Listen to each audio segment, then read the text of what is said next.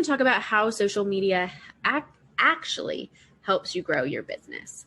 And so a lot of this has come about from the conversations I have with clients over the last couple years. So I've been working with a variety of clients, building and managing their social media accounts since I started my business and even before that. And so there's one big thing that I've really seen that can determine how we view success. And a lot of times it comes down to the expectations. And so something I'm even learning to do as a social media manager and a digital marketer is to help my clients set those expectations and set them well, so that there's no, disappointments or uncertainties or even misprioritization of things, right? So the question I often ask my clients and myself a lot is, do you have realistic expectations for your social media marketing? And this can come from, are your expectations realistic with the budget you have in place? Is it realistic based on yours or your team's skill set? Is it realistic based on the kind of content that you create, right? So all of these different pieces are really important to ask. And oftentimes we have expectations that don't meet what our resources are able to provide. So whether this is, expecting people to, to post something on social media and people to just be able to find it, or even have people care about what we have to say, right? That's something I constantly have to remind myself is that, half the battle is just getting people to care to listen to what you have to say, to stop scrolling through their feed, to, take their time to look at what you're providing, whether that's a photo or a video or a blog or an email or anything like that. All of this marketing is asking people to take attention away from something and give it to what you're putting in front of them. And so a lot of times it's a question of, where is the value in this and what is it that people are going to find valuable? And so when we set those expectations really well about what to expect from our followers, what to expect when it comes to growth, what to expect when it comes to our investment, all of those pieces play a big part into whether or not there's a real understanding of how it really grows your business. So those are a couple of things I'm going to talk through today. There's three main things I want to cover that I've really found are super helpful to understand about social media. Is first and foremost, it's a brand awareness tool. So a lot of times my clients will ask me, okay, why am I not seeing sales? Why am I not getting the leads that I want? And sometimes it's just a matter of understanding you have to let people know that you're there, that you exist, what you do before they, are ready to pony up and give you some money, right? So just like I'm sure many of you, if you are looking, especially if it's a large amount of money, right? If you don't have any idea who the company is or what they're about, or if their products or their services are even legitimate, it's hard to want to invest in them, right? And if you don't even know that they exist, then there's no way you're going to spend money. So the big thing to notice about social media is it really is brand awareness. And so when we can realign our expectations to understand that that's our goal, that the goal is to get people to understand who we are, what we do, and why they should care about that business. That's a big piece. The second thing is building relationships. And so this is something that takes a lot of time too, right? So just like any kind of in-person relationship or any type of relationship, it takes time and shared experiences or, shared posts to really get those kinds of relationships with people, especially if you don't already have that strong brand behind you, right? So something like Coca-Cola or Nike or even, publishing houses and things like that, there's this brand that they've already cultivated over the years. And so if you're just coming in fresh or you haven't really figured out exactly what you want to communicate and how to build those relationships, it can be tough. And then the third piece kind of brings those two things together is we're going to talk about the top funnel marketing. So viewing social media as really your first line of marketing for a lot of your clients.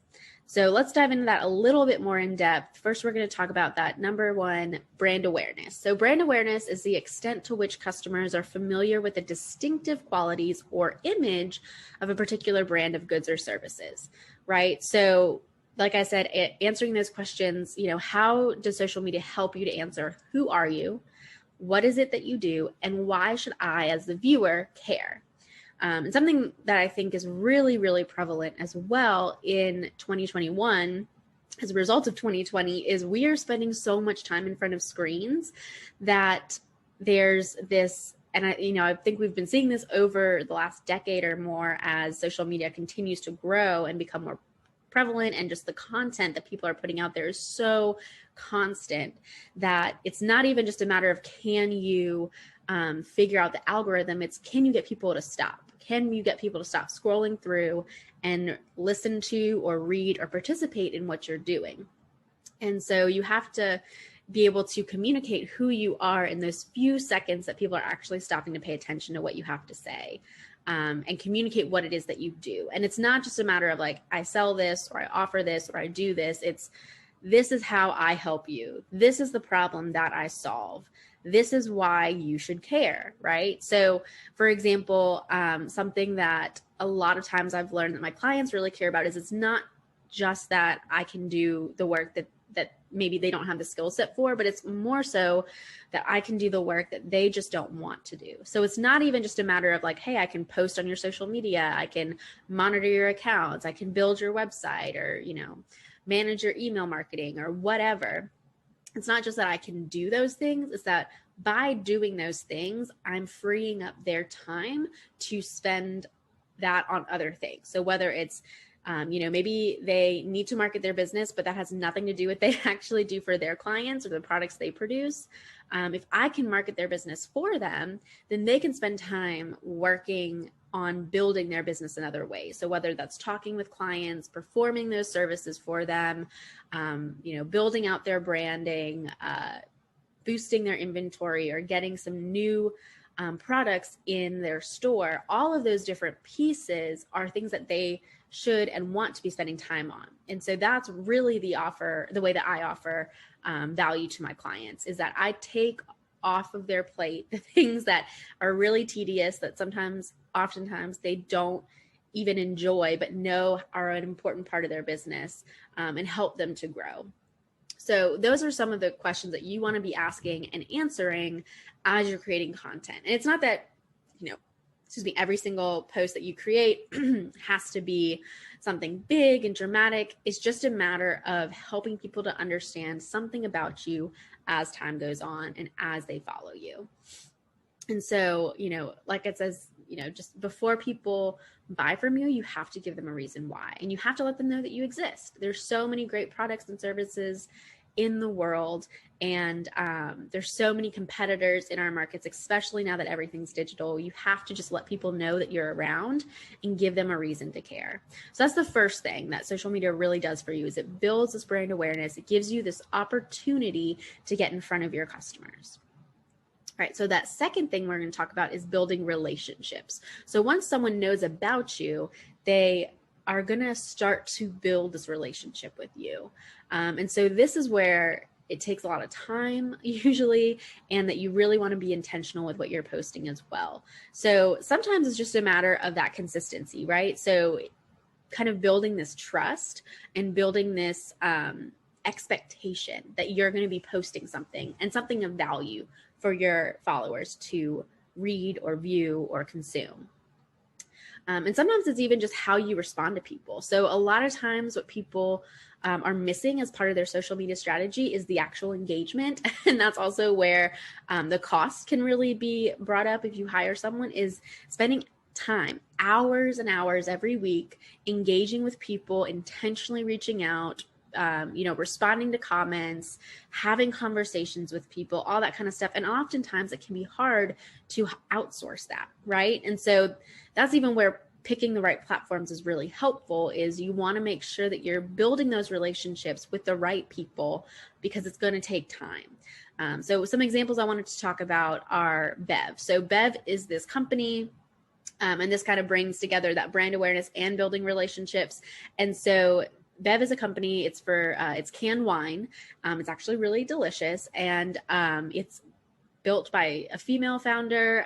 They're very, women empowerment oriented, and it's all about creating a great product, but also empowering women to just join that conversation, be a part of the alcohol industry, because that is a place where a lot of female voices are not as prevalent. So it's just a really cool mission, something that I could get behind. And so I would say I've probably heard advertisements for Bev on podcasts. They popped up on my social media, all these different things. And they had really great visuals that really made you stop and listen and read what they were talking about. But a lot of that, it took months, right? So that's the brand awareness. They made me aware of their brand. They made me get to know them and pay attention to them. And so it wasn't until months of hearing the same podcast ads or hearing, or seeing the same videos and ads pop up on my Instagram that I finally was like, you know what, I'm going to try this out. This sounds great. And they were open about their mission, right? They make it very prevalent that they are about empowering women, that they want to help women succeed and be business owners and all this kind of things that I can get behind, right? And so there's that relationship that was starting to be built, whether or not, it was two-sided. I just started to trust this brand and really wanted to be a part of it. And then when I ordered it, throughout the fulfillment process, they also continued to build my trust, right? They had a really simple checkout process. They had a really great tracking process. And then the actual product and the packaging it came in was so fun that I wanted to post about it, right, on my social media, which then gets them in front of my audience that they may not have access to. So those are just like some small ways that companies can use social media for brand awareness all the way through building that relationship and giving the client or, the customer a great experience.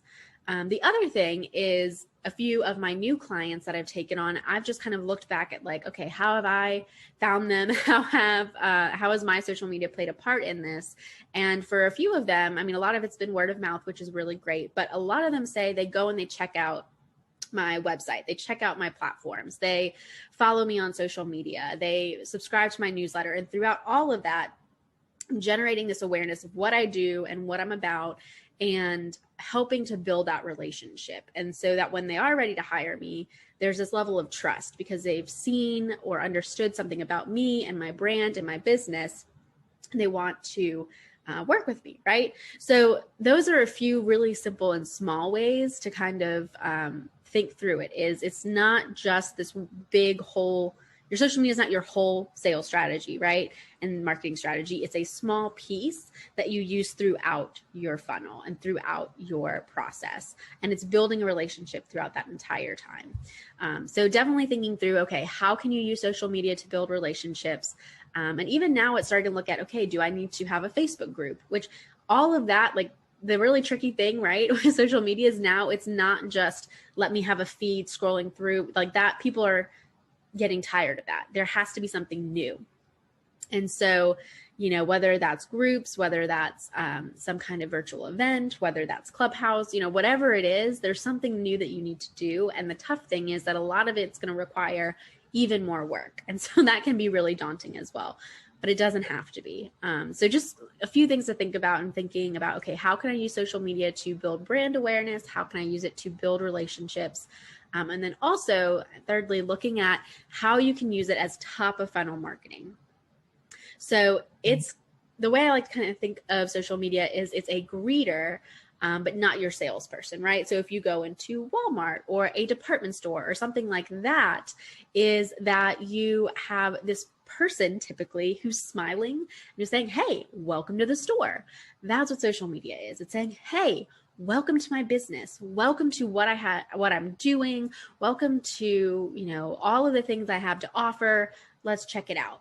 And so it's not that that's going to sell anything, right? It's a matter of just getting people into that funnel and giving people an opportunity to really be a part of what you're doing and understanding what it is that's drawing them in. And so as you understand more about your clients, and this is where it can be really helpful too, to go back and talk to clients, right? And say, hey, what was it that brought you in? What is it that you really enjoyed? How did you find me? Like all those questions are really, really important and will also tell you which social media channels you should be on, right? And so that kind of stuff can be really helpful, but that's a conversation for another day, right? Let's focus on the top of funnel marketing. So let's kind of give a little example here, right? So let's say you want to do like service-based business, right? So it's kind of something that I do. This is really typically my process is I promote something on social media. So often it might be a downloadable, maybe it's a freebie. My website audits were a big hit. So offering something to my audience that they have to then put their email in to receive, right? And so that takes it from just brand awareness and kind of that initial start of building relationships to collecting their emails and really having this opportunity now to build a relationship with them. So once you collect that email and add it to your email list, you can start sending them those regular email marketing campaigns. For example, like promoting a webinar like this one. And so as you send those out and as people understand them and as you're still marketing them on social media, and people are seeing all of these things, they're going to register, right? Ideally, they're going to register. And so it's really important to think about how you're going to get them to register, but being patient and saying, okay, they might have to see it a few times before they really want to join in.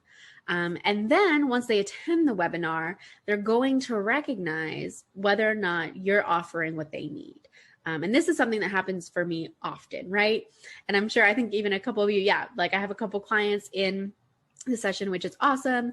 And a lot of times it was a matter of just, hey, I got to experience Hannah. I got to know what she's about. I get to get kind of this firsthand look into her mindset and the way that she works and her understanding of things. And so when your participants realize that you have something to offer them that they want or need, then you want to give them the opportunity to set up that discovery call and send a proposal. And so all of this is, the funnel that you need to be thinking of through the whole process. And then ideally you set up that call, send the proposal, and they are so excited, they book you immediately, right? So that's kind of the process there, but see how social media was at just the front end. There are a lot of steps that come in between social and booking that client. Now, that doesn't mean you can't book someone directly off of social. It doesn't mean you can't make a sale directly from social, but this is where having those expectations is important.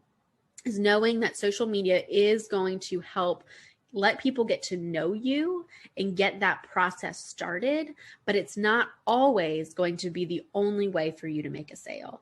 So that's where it can be really helpful to think through that. And then also it helps you to not be disappointed, right? Like sometimes I get to the end of a month and I'm looking at my stats and everything, and I'm like, gosh, my, platforms did not grow at all. I have maybe 2 new followers, or if I'm lucky on some platforms, maybe like 20, but there's really not a lot of growth follower wise. But, I booked 6 new clients that month. Well, that's because the few people that I do have following me actually care about what I have to say, right?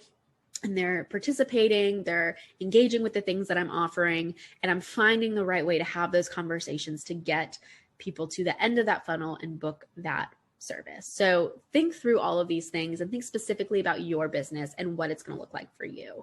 Now, if you're selling a product, definitely social media, ideally, they're moving a lot of platforms more towards this e-commerce kind of stuff. And so hopefully people will see your incredible, products and then purchase immediately. But still, there's that level of sometimes they got to see it, for 6 months until they're like, wow, this really is great.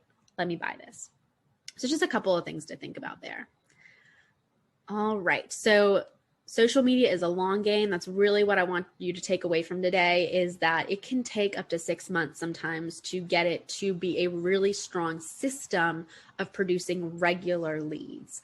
And so that's why it's really important to think about how you want to invest in it. If it's something that you need to invest your own time in, if it's something that you need to hire out, and even the expectations you have if you hire someone on to your team to help with that is, okay, how can we set some really good expectations based on what they're going to be able to do for you, based on your budget, and based on what you really need to have happen. And so sometimes that might mean if you're like, hey, I got to get some sales in this, we need to get some things moving in here. That might mean that you need to invest in just a couple very specific platforms and really focus on having all your time and energy and any support that you have on building that and using that to get people in the door. But remember, it's still that whole process. Think about the last time you purchased something directly from social media.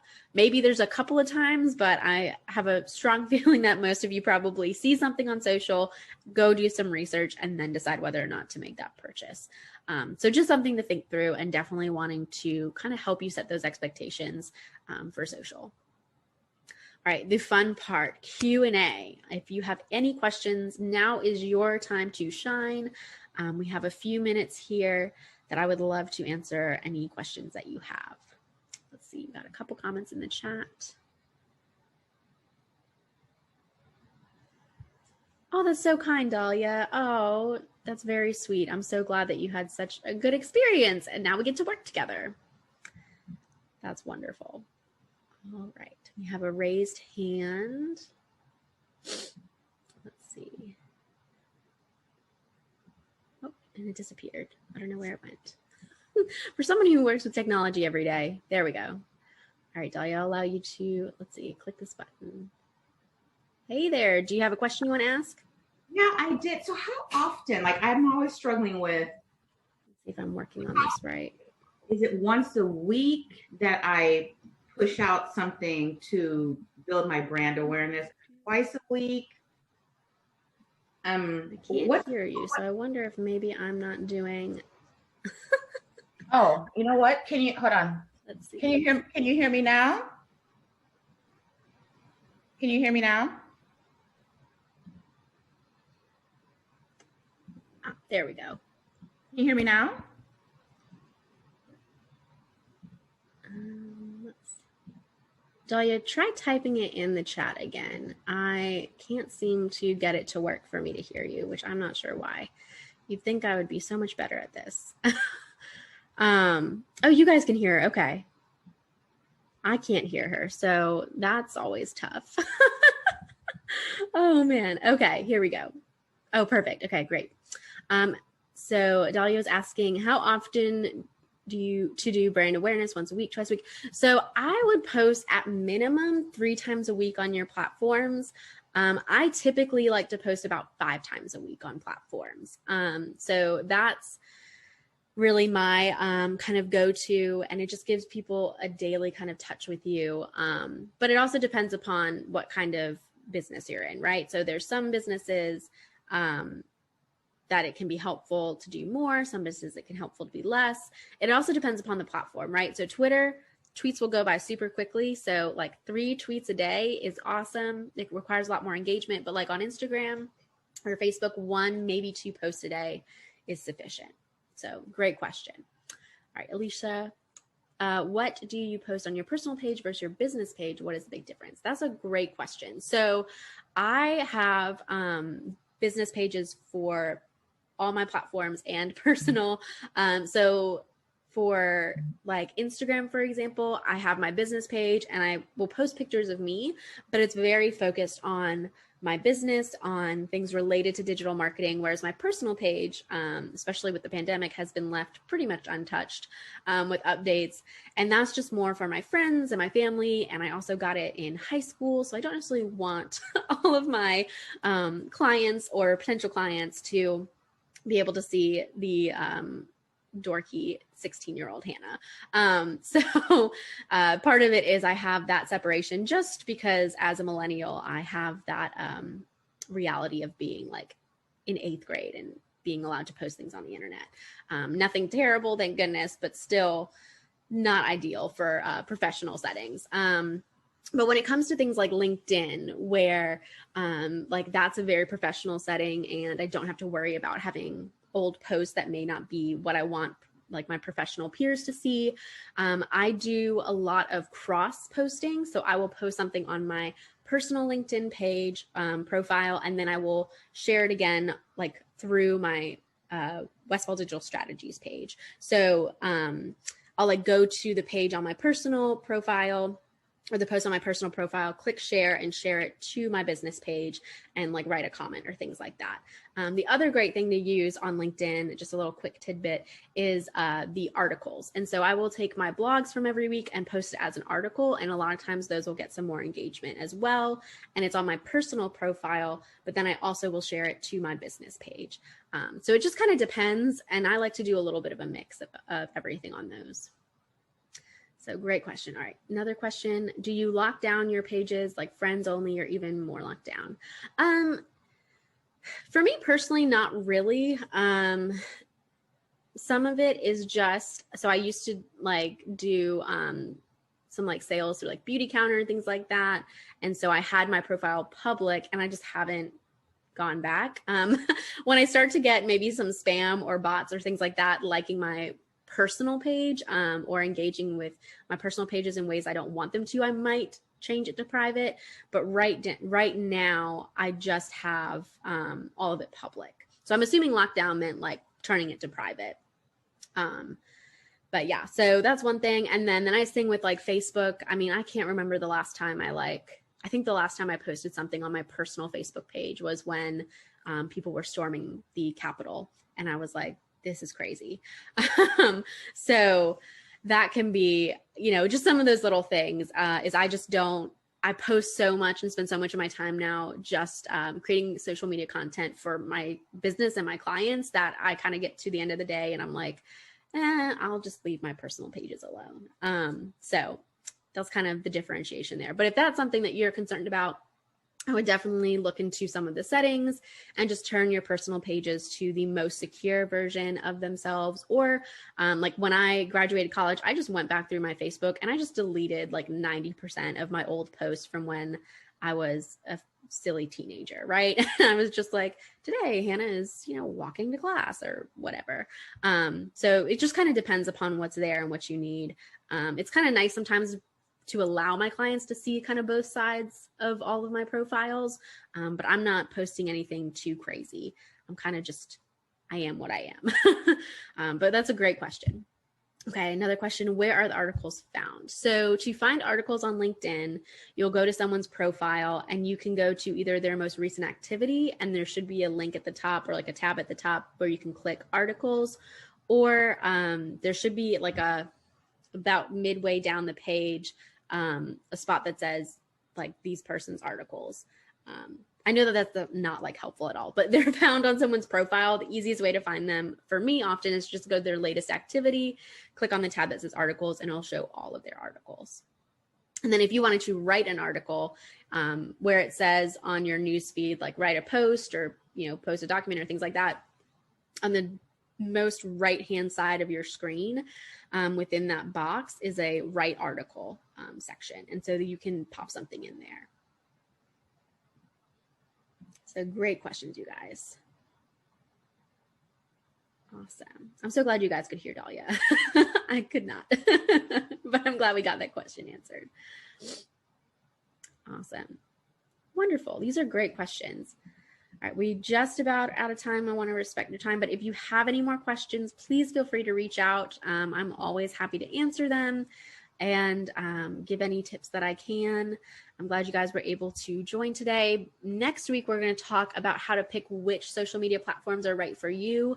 So kind of as I mentioned earlier is, you know, you're going to have a lot of different things popping out at you, right? There's so many new things like, should you be on TikTok? Should you be on Clubhouse? Should you, all these different things. So we're going to talk about how to pick which ones are right for you, what questions to be asking yourself, and then even just how to approach it.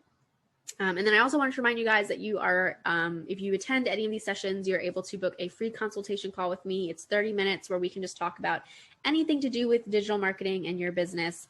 And we can kind of talk about whatever pieces you want. So I'll have that link in the follow-up email. So feel free to grab that as well. And if there's anything that you need or any other questions that you have, please don't hesitate to reach out. I'm so glad you guys joined me this week, and I can't wait to see you next week. All right. Have a great weekend. Bye.